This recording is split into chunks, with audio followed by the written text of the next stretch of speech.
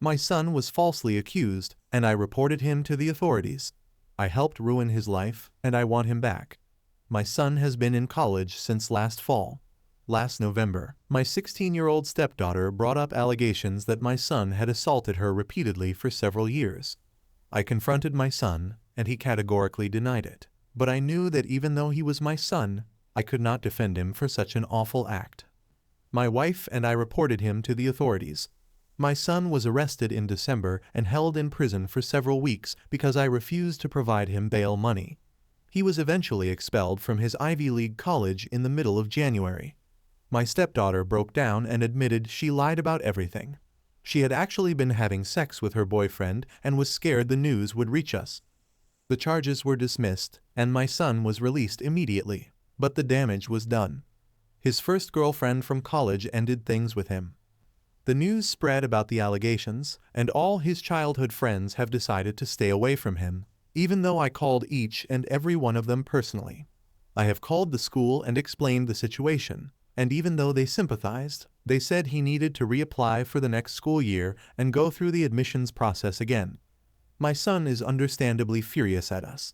He has moved back home and refuses to talk to me at all. Both my wife and I have apologized to him repeatedly. We have banned my stepdaughter from our home permanently, and she has been sent to live with her father in another state. My wife and I also agreed to completely disinherit her from our wills. It has been a very painful situation. All of us started therapy. The realization of how badly I ruined my son's life hit me when I picked up his first prescription of antidepressants today. I bawled my eyes out in my car. He is the pride and joy of my life. He is outgoing, funny, intelligent, and the kindest person I know. But when I handed him his medication, I could not even recognize him. He locks himself in his room, does not eat properly, and has lost several pounds so far. Whenever I try talking to him, I just see the hate he has for me in his eyes. I don't know if I can ever get him to love me again. I know he is on Reddit very often. T, if you are reading, I want to tell you again how sorry your stepmom and I are. I promise I will get you into college again. I know I can't get you back the year you lost, but I will do everything in my power to make this right. Everything I have has always been for you. I hope you will give me a chance to fix this. I love you so much it hurts.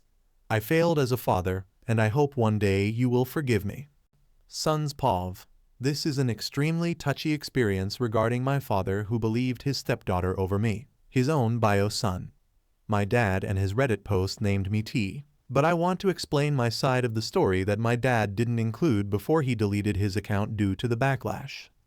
I didn't want to talk about this with anyone after being extremely depressed over losing my first girlfriend, friends, and my spot in the Ivy League college because of my stepsister's false assault allegations. I lost everything because of her. My dad and stepmom didn't even give me the benefit of the doubt. I expected my dad to back me up because I was telling the truth and looked at him directly to prove my innocence. But he didn't believe me and got me arrested, and I couldn't make bail. I was so angry at my father for not believing. I don't care about the apologies he and my stepmom said to me because it won't undo all the damage they have done to me. I couldn't move forward with this. I had to get antidepressants because I couldn't take it anymore. The only one who was there for me was my childhood friend, Ruka, not her real name, who, unlike all the others, decided to give me another chance. She has been there for me throughout all these years after no one believed me. Ruka is from a Japanese family. Me and her got married 5 years ago, and her family is very sweet. Ruka and I hung out a lot after she supported me throughout all this mess my stepsister caused. I know my stepsister got slapped in the face after she told the truth about what happened. She was sent to another state to be with her father, and I don't care what happens to her after. I know my dad threatened her boyfriend to the point that he broke up with my stepsister afterwards. I'm glad he did. Who could be with someone who caused a lot of damage to her stepbrother who protected her throughout his life? Ruka told me one day that she was moving back to Japan, and I was sad that she was going to leave, and I was going to be alone again. But she told me to come with her. I had accepted her offer without any hesitation because I couldn't look at my father again after he didn't believe me. Every time my dad and stepmom apologized for not believing me, it just made me angrier. I had packed a suitcase and was heading out the door, but my dad told me where I was going. and I told him that it's none of his business. Then I left.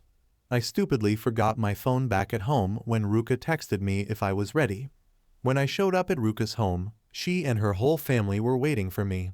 But before I could get in the vehicle with them, my dad showed up in his car. Ruka's family didn't want my dad anywhere near me, but I could see the tears in his eyes as he tried to stop me from leaving. I then saw that he had my phone, and I told him, "What the hell does he want?" My dad tried to speak but couldn't. I took my phone back from him.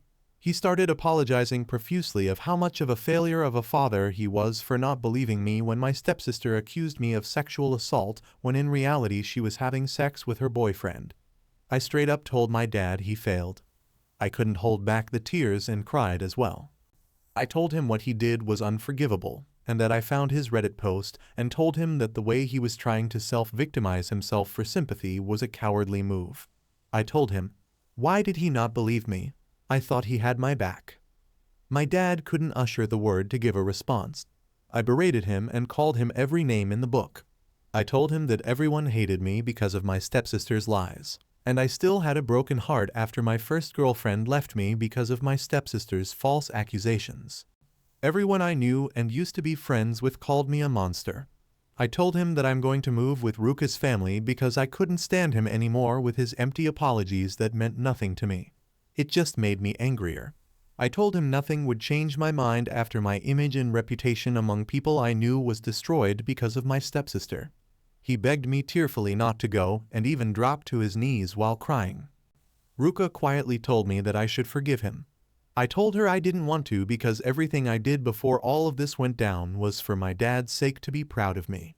I did everything for my father and did my best to impress him after working hard to get into the Ivy League college.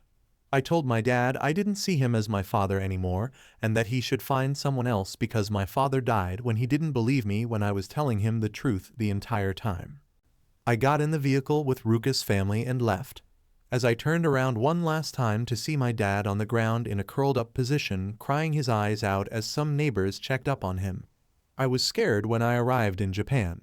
I didn't know any of Japan's culture, but I'm slowly learning. Ruka and I started dating after 2 months of moving to Japan, and I've met some friendly people while I'm here. It's been several years from what happened, and Ruka and I have been happily married, but we agreed to not have any children. All I can say is that applying for citizenship is extremely difficult than I thought. The last I heard from my dad is that he ended it after several weeks since the last time I saw. I don't know why he called me T in his original post, but now I know why. But I still have never forgiven him. I had no one when the false sexual allegations happened, and I thought my dad at least had my back.